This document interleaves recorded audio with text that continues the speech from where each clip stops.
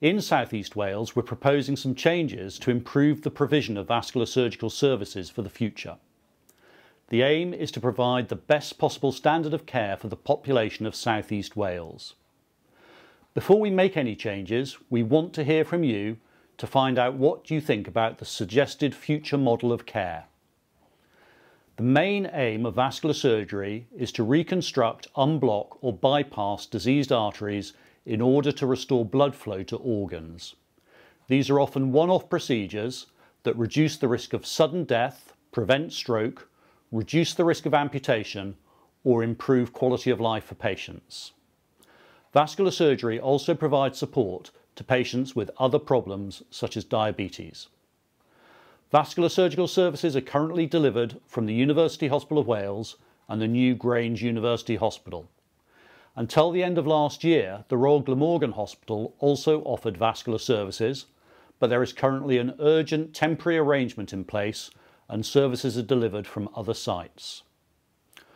Reviews of the configuration of vascular surgical services in South East Wales have been discussed by clinicians for over a decade, with various reports and recommendations published.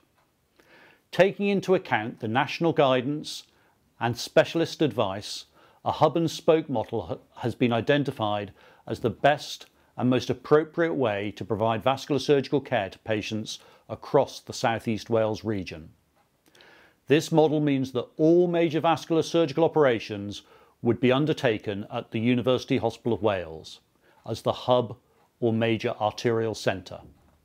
Please be aware, however, that the majority of care will happen closer to people's homes in local spoke hospitals. This care includes outpatient clinics, preoperative assessments, investigations and rehabilitation.